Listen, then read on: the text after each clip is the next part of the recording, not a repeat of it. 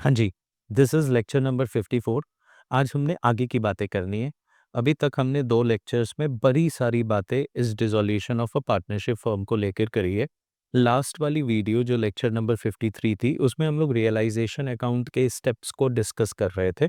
Step 1 हमारा closing assets for closing assets and liability account, ये हमने कर लिया था। मतलब एसेट्स और लायबिलिटीज़ को रियलाइज़ेशन अकाउंट में बुक वैल्यू पे ट्रांसफ़र करना, ये वाली सारी बातें डिस्कस हो गई। स्टेप नंबर 2 में एसेट्स का रियलाइजेशन था कि एसेट्स को कैसे रियलाइज किया जाएगा, बुक में लिखा होगा तो, नहीं लिखा होगा तो, ये सारी बातें हमने वहाँ पर करी थी। स्टेप नंबर 3 जो था वो हमारा पेमेंट ऑफ लायबिलिटीज़ के ऊपर था, इसको भी डिटेल में डिस्कस किया था।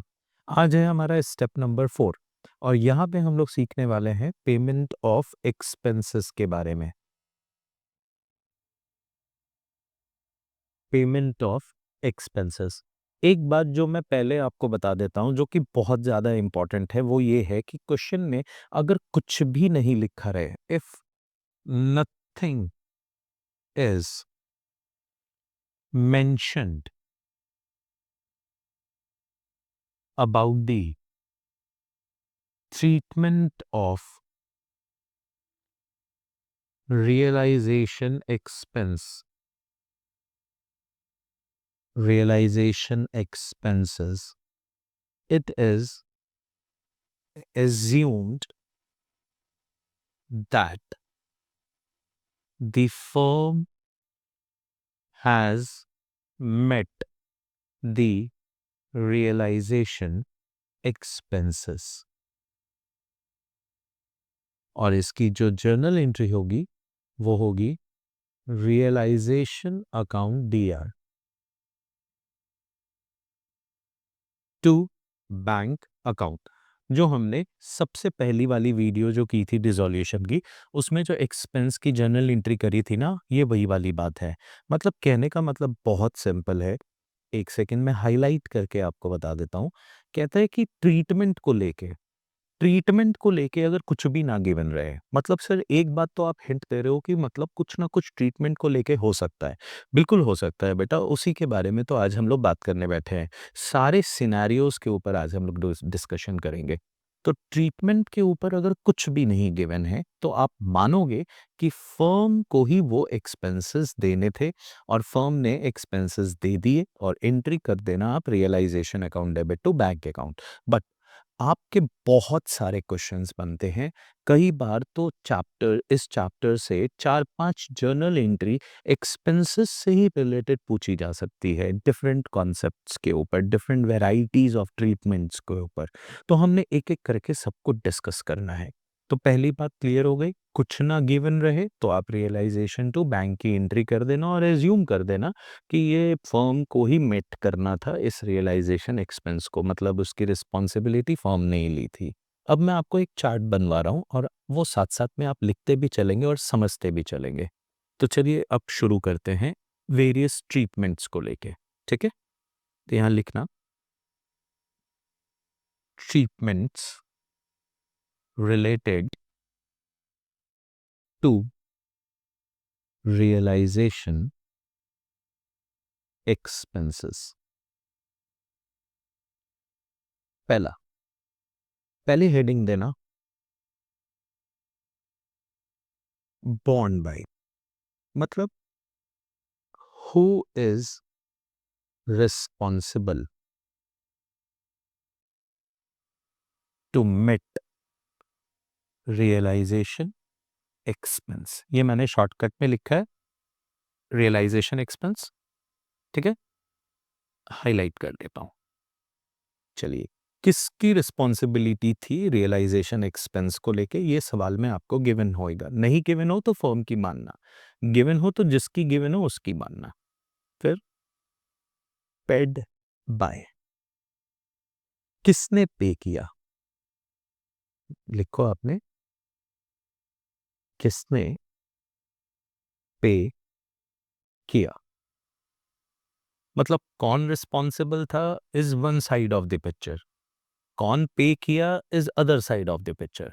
अब ये दो बात जब आपको बताया जाएगा तब आप इसकी जर्नल एंट्री और इसका जो ट्रीटमेंट है वो एनालाइज कर पाओगे, ठीक है, you need to analyse and to pass on the journal entry.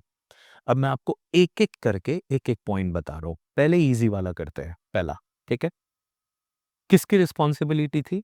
तो फर्म की रिस्पॉन्सिबिलिटी थी। पे भी किसने किया? तो फर्म ने पे किया। ठीक है, रिस्पॉन्सिबिलिटी भी फर्म की थी, पे भी फर्म ने किया। तो इस केस में जो एंट्री होगी वो अभी हमने जो ऊपर डिस्कस डिस्कस किया वही वाली एंट्री होगी, realisation account debit to bank account. हाँ जी, अब हमने क्या करना है, इसको अंडरलाइन करके अलग कर देना है। अब हम लोग दूसरी एंट्री के बारे में बात करते हैं। पहली बात समझ में आ गई, borne by firm, paid by firm, तो एंट्री फर्म की बुक में होगी, realisation account debit to bank account. अच्छा, ये जर्नल एंट्री जो होनी है ये फर्म की बुक में होनी है ना, फर्म्स बुक्स ऑफ अकाउंट, है ना, ये फर्म के बुक्स ऑफ अकाउंट में एंट्री होनी है। चलो मैं तुमको हाईलाइट भी कर देता हूँ वहीं पर, फर्म्स बुक्स ऑफ अकाउंट दूसरी।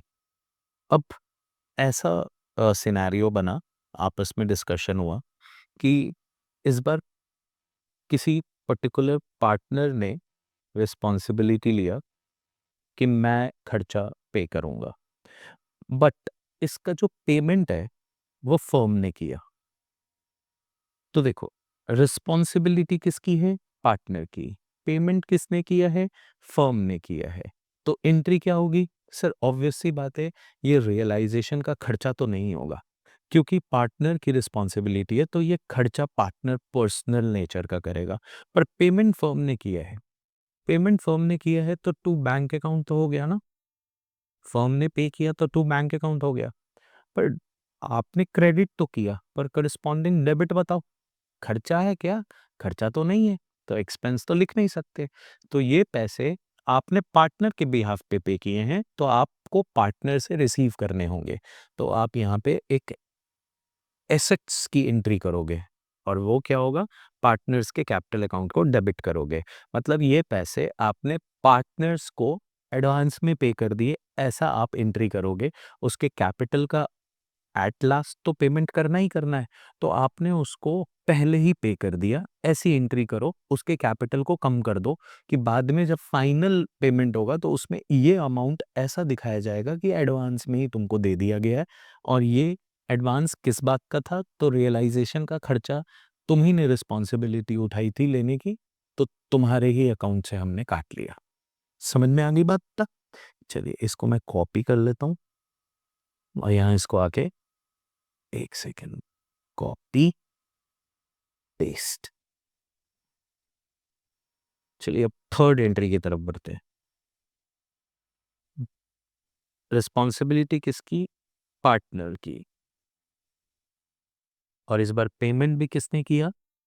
पार्टनर ने ही पेमेंट किया। अब बताओ, पार्टनर को ही तुमने बोला था कि तुमने पे करनी है खर्चे, तुमने सारे खर्चे तुमने पे करने हैं।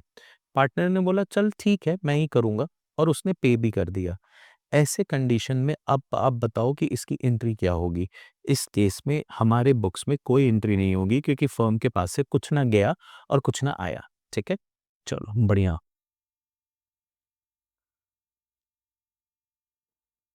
सर चौथी एंट्री। जी, आपको मजा आ रहा है? आपको समझ में आ रही है सारे सिनेरियोज? बिल्कुल सही बात है। दूसरी एंट्री आप ये करो कि रिस्पॉन्सिबिलिटी फर्म की थी, पेमेंट किया है पार्टनर ने। ओके, तो आपको पार्टनर ने फर्म फर्म के बिहाफ पे कर दिया है, तो फर्म को खर्चा तो लगा ही है, और इस खर्चे का पेमेंट तो पार्टनर ने कर दिया, तो पार्टनर को ही आप पेमेंट कर दो ना बाद में। तो आप क्या करोगे? पहले तो आप इसको अपना खर्चा दिखाओगे, रियलाइजेशन अकाउंट डेबिट, ये हमारा खर्चा है। और फिर आप ये बताओगे कि हाँ ये रिस्पॉन्सिबिलिटी हमारी थी, हमने अभी पे नहीं किया, हम इसको लाइबिलिटी बना देते हैं, हम बाद में पे कर देंगे। तो लाइबिलिटी बनाओगे पार्टनर्स कैपिटल के अकाउंट के रिस्पेक्ट में, जिस भी रिस्पेक्टिव पार्टनर ने ये पे किया होगा उस रिस्पेक्टिव पार्टनर्स के कैपिटल अकाउंट को आप क्रेडिट कर दोगे। अब पांचवी एंट्री, पांचवी सिनेरियो जो है वो क्या बनेगी? चलिए सोचते हैं। हाँ सोचते हैं सर। फर्म रिस्पॉन्सिबल था पेमेंट करने के लिए। हाँ जी, फर्म रिस्पॉन्सिबल था। पेमेंट जो है हाफ फर्म ने किया 50%, और हाफ पार्टनर ने किया 50%। तो ऐसे कंडीशन में सर आप बताओ क्या होगा? रिस्पॉन्सिबिलिटी फर्म की है, तो खर्चा तो है, तो आप रियलाइज़ेशन अकाउंट डीआर करोगे। जहाँ फर्म की रिस्पॉन्सिबिलिटी होती है, फर्म का खर्चा है, फर्म को डीआर करोगे। अब बताओ आपने पेमेंट किसने-किसने किया है? फर्म ने कितना किया? हाफ, तो टू बैंक अकाउंट 50%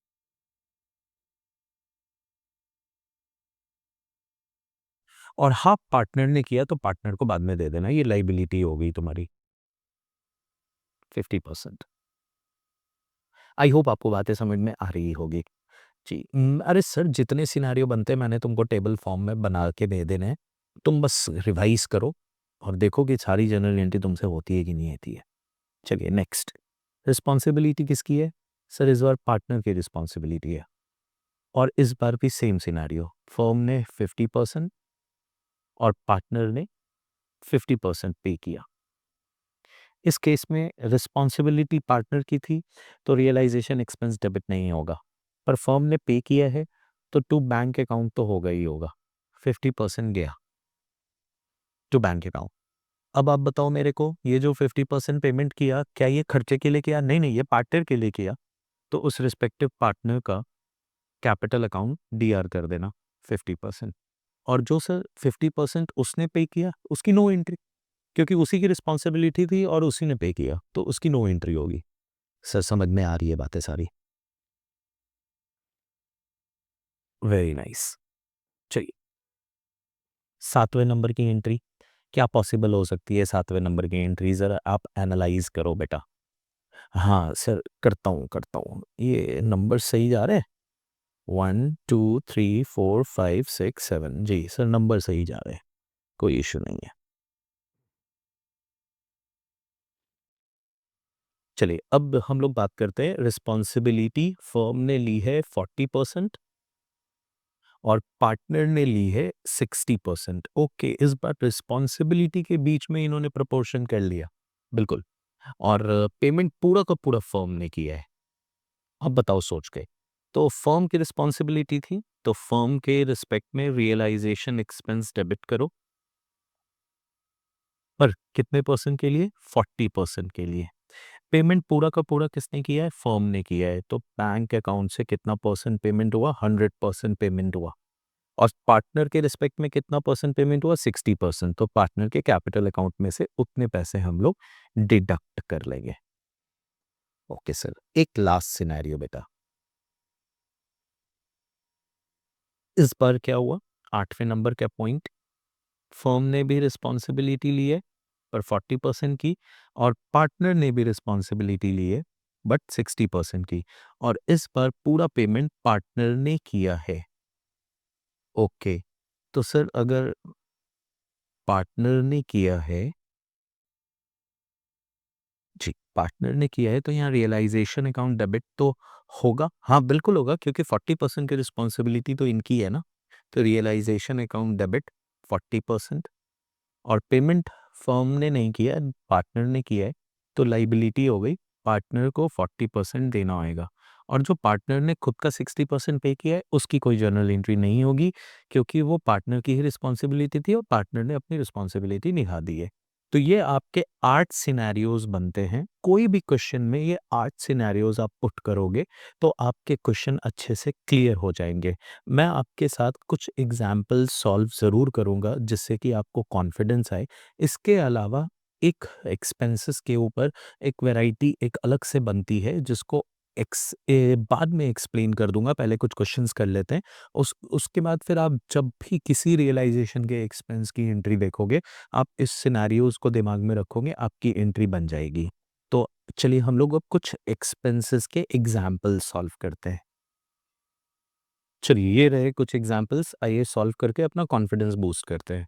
क्वेश्चन में कह रहे हैं रियलाइजेशन का एक्सपेंसेस अमाउंटेड टू रुपीज 10,000 और क्वेश्चन कुछ भी नहीं बोल रहा।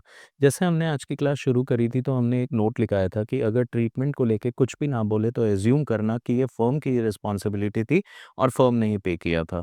तो पहला एग्जाम्पल मैंने उसी के रिस्पेक्ट में आपको दिया है। इसकी एंट्री हो जाएगी simple, realisation account D R to bank account 10,000 10,000। I hope point समझ में आया होगा। Second, Realization expenses amounted to rupees 10,000 paid by the firm on behalf of a partner. तो ये वाला सिनेरियो है, रिस्पॉन्सिबिलिटी थी पार्टनर की, फर्म ने पे करी, एंट्री हो जाएगी partners capital account debit to bank account. आई एंट्री कर देते हैं, partners capital account dear to bank account. Question में पार्टनर का नाम दिया होगा तो उस पार्टनर का नाम आप डेबिट करना, 10,000 10,000। चलिए, डिसोल्यूशन का एक्सपेंसेस था 20,000 का, 8,000 were to be responsible borne by the firm and the balance by A. Partly आया, कुछ परसेंटेज फर्म का पेमेंट है, कुछ परसेंटेज पार्टनर का पेमेंट है। The expenses were paid by partner A, तो एक्सपेंस किसने पे किया है, पार्टनर ए ने पे किया है। तो एंट्री हो जाएगी रियलाइजेशन अकाउंट डेबिट, जितने रुपए से फर्म ने रिस्पॉन्सिबिलिटी ली है उतने से। तो रियलाइजेशन का खर्चा 8,000 जो फर्म पे करेगा, पर पेमेंट फिलहाल किसने कर दिया है, पार्टनर में। तो एज कैपिटल अकाउंट क्रेडिट करेंगे, हमने बाद में इनको पे कर देना है। तो आई होप पॉइंट आपको समझ में आ रहा होगा। एक क्वेश्चन और करते हैं। रियलाइजेशन एक्सपेंस है 15,000 का, पेड बाय द फर्म, तो बैंक क्रेडिट हुआ। Mister Ram one of the partner has to bear all expenses, तो हमने पे किया है रियलाइजेशन एक्सपेंस के लिए नहीं, राम के पॉइंट ऑफ व्यू से। तो राम के कैपिटल अकाउंट को डेबिट करेंगे क्योंकि बाद में इनसे हमने वो पैसे ले लेने हैं, और पेमेंट हमारा बैंक से क्रेडिट हो गया 15,000 रुपीज़। ऐसे ही बुक्स में कई सारे क्वेश्चंस दिए हुए हैं। आप रिक्वेस्ट है कि इस वीडियो को देखने के बाद पहले आप वो एग्जाम्पल सॉल्व करो। कहीं पे भी दिक्कत आती है तो मुझे कमेंट सेक्शन में ज़रूर बताना, फिर आगे की बातें हम लोग करेंगे। अब एक टाइप के क्वेश्चंस और आते हैं जहाँ पे रेम्युनरेशन वर्ड का यूज़ किया जाता है, तो मैं एक बार आपको वो भी समझा देता हूँ। रेम्युनरेशन वर्ड का यूज़ किया जाता है तो सेंटेंस जो फॉर्म होते हैं वो इस तरीके से होते हैं कि उसकी दो मीनिंग जो है वो एक्सट्रैक्ट होती है। पहली बात जो वहाँ पे आपको पढ़ने के बाद समझ में आएगा कि रेम्युनरेशन जो है वो अलाउड बाय फर्म है and to bear all expenses of realisation. पहले आप लिखो फिर मैं समझाता हूँ। दूसरी बात होती है remuneration paid is extra to the realisation expense. तो ये दो तरीके के सिनेरियो होते हैं। मतलब फर्म ने एक पार्टनर को बोला कि हम तुम्हें 5,000 रुपये रेम्युनरेशन देंगे, 5,000 रुपये रेम्युनरेशन देंगे टू कैरी आउट डिसोल्यूशन, सारे डिसोल्यूशन के वर्क को कैरी आउट करने के लिए, और तुम्हें इसी में सारे एक्सपेंसेस भी करने होंगे। मतलब 5,000 is the final amount which is paid by the firm to the partner to carry out the dissolution work, as well as this amount is also representing his remuneration for that work. इसके अलावा उसे कुछ भी नहीं मिलेगा। अगर उसका खर्चा 5,000 से कम का होता है तो वो पैसे उसके बच जाएंगे। अगर 5,000 से ज़्यादा का खर्चा होता है तो वो पैसे फर्म से रिसीव करेगा। लेकिन इस केस में जो है दूसरी बातें होती हैं। यहाँ पे जो वो रिस्पॉन्सिबल है पर्सन, वो दो पैसे लेगा, रेम्युनरेशन के तो लेगा ही लेगा जो कि फिक्स किया जाएगा, प्लस वो एक्सपेंसेस के भी पैसे लेगा जो फिक्स किया जाएगा। तो ऐसे मेरे पास कुछ क्वेश्चंस हैं, वो क्वेश्चन अगर हम लोग फॉलो करते हैं तो इससे हमें बातें समझ में आ जाएगी कि कौन से केस में, मतलब कौन से सेंटेंस को पढ़ने के बाद ये पता चलेगा कि ये केस 1 है कि केस 2 है। तो मैं कुछ एग्जांपल्स लिखता हूँ फिर हम लोग उसको सॉल्व करते हैं। हाँ जी, ये रहा क्वेश्चन, ध्यान से पढ़ते हैं। Ravi, a partner, was allowed a remuneration of 15,000 for dissolution work and now एकदम इम्पोर्टेंट है, यहाँ के लैंग्वेज को ज़रूर पढ़ना। And is to bear all expenses. Sir ये वर्ड बहुत ज़रूरी है समझना। And is to bear all expenses of realisation, मतलब रवि को 15,000 रुपये रेम्युनरेशन के लिए दिए जा रहे हैं और रवि को इसी 15,000 में एक्सपेंसेस भी करना है रियलाइजेशन का, which amounted to rupees 5,000 only, and payment किसने किया है? फर्म ने पे किया है। तो फर्म ने जो रियलाइज़ेशन पे करने के लिए रिस्पॉन्सिबिलिटी उठाई थी, वो 15,000 की उठाई थी और यही 15,000 वो पे करेगा। तो उसने पेमेंट कितना किया बैंक से? 5,000 रुपीज़ पे किया और बाकी का जो 10,000 है वो रवि को वो पे कर देंगे। तो रवीज़ कैपिटल अकाउंट 10,000 रुपीज़। ध्यान से फिर से समझ लो, रवि को 15,000 रुपए की रिस्पॉन्सिबिलिटी दी गई, बोला ये पकड़ पैसे और इसी पैसे में से तुमने ही खर्चे करने हैं रियलाइज़ेशन के। इट्स ओके, तो रियलाइज़ेशन के खर्चे रवि करेगा, बट पेमेंट किसने किया? फर्म ने पे किया, तो बैंक गया, कितने से गया? 5,000 रुपए से गया। रिस्पॉन्सिबिलिटी कितने के लिए रखी है? 15,000 के लिए रखी है, तो बाकी के 10,000 कब दोगे? तो किसको दोगे? तो रवि को दोगे ना, रवि को ही प्रॉमिस किया था तो रवि को ही दोगे। तो ये रहा पहला क्वेश्चन, जिसमें कि खर्चा कम हुआ है जितने का काम दिया गया है उससे। नेक्स्ट क्वेश्चन, सुधीर एक पार्टनर है जिसको रेम्युनरेशन अलाउ किया गया था 10,000 रुपए का, मतलब firm is responsible to pay only 10,000 as an expense for realisation, है ना? 10,000 से ज्यादा नहीं देगा to carry out the dissolution of the firm. He was to bear, मतलब सुधीर को भी यहाँ पे रिस्पॉन्सिबल बनाया गया। He was to bear all expenses of realisation. अब बियर वर्ड मतलब रिस्पॉन्सिबल, रिस्पॉन्सिबल वही है, 10,000 में से ही खर्च करेगा, पर खर्चे कितने हो गए? 16,000 रुपए। किसने पे किए? फर्म ने पे किया है। तो फर्म ने बेटा कितने पे कर दिए? तो टू बैंक अकाउंट फर्म ने पे कर दिए 16,000। तो फर्म ने तो रिस्पॉन्सिबिलिटी 10 की ली थी, पेमेंट तो उसे 10 की करनी चाहिए थी। 6 उसने जो एक्स्ट्रा पे किए, 6 की भरपाई कौन करेगा? तो सुधीर करेगा। तो आप सुधीर के कैपिटल अकाउंट से ये पैसे निकाल लोगे। आई होप आपको बातें समझ में आ रही होगी। मैंने ये दोनों केसेस आपको यहाँ पे समझा दिए। चलिए अब नेक्स्ट हम लोग बात करते हैं जहाँ पे रेम्युनरेशन अलग है और एक्सपेंसेस अलग है, वहाँ बियर वर्ड आपको नहीं ढूंढने को मिलेगा। Anil, a partner, is to be paid remuneration of rupees 20,000 for dissolution work. Dissolution work के लिए कितने रुपए देने हैं? 20,000 रुपए देने हैं। यहाँ पे कहीं पे भी वर्ड लिखा कि he is primarily responsible for bearing all the expenses related to dissolution, नहीं लिखा सर, बिल्कुल नहीं लिखा। लिखा है realization expenses amounted to rupees 7,500 were paid by the firm. It means कि रेम्युनरेशन अलग जाएगा और खर्चा अलग होगा, मतलब कि खर्चा जो है वो फर्म करेगा। इस खर्चे की निगरानी के लिए, डिसोल्यूशन के प्रोसेस को कैरी आउट करने के लिए रिस्पॉन्सिबल अनिल को बनाया गया है और अनिल को बोला गया है कि तुमने ये सारे प्रोसेस को होते हुए देखना है, कहीं पे भी कोई दिक्कत नहीं होनी चाहिए और इस काम को करने के लिए मैं तुम्हें अलग से 20,000 रुपए दूंगा। तो रियलाइजेशन की रिस्पॉन्सिबिलिटी जो हुई, रियलाइजेशन का जो एक्सपेंस हुआ, वो यहाँ पे 27,500 रुपए हुआ, जिसमें से फर्म ने अभी फिलहाल पे किया है 7,500 रुपीज और बाकी वो अनिल को पे करेगा, Anil's capital account 20,000 rupees. I hope आपको पॉइंट समझ में आया होगा। आपको वर्ड ढूंढना है, he has to bear all expense, he has to bear all expense. If question is showing this word, focusing on this word, तभी मैंने यहाँ पे आपको दो केसेस में ये बातें बताई। Bear all expenses, bear all expenses, है ना? और यहाँ पे एक्स्ट्रा टू द रेम्युनरेशन। जी, तो यही वर्ड आपको ढूंढना है। पहले दो एग्जाम्पल में बियर वर्ड था, बाकी के एक एग्जाम्पल में बियर नहीं था। लास्ट का एक एग्जाम्पल करते हैं। Sunil, a partner, is to be paid remuneration of 25,000 for dissolution work.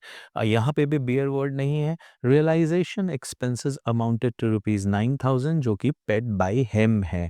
तो इस केस में रियलाइजेशन अकाउंट डेबिट तो हुआ और ये कितने से हुआ? 25 प्लस 9 दैट इज 34,000।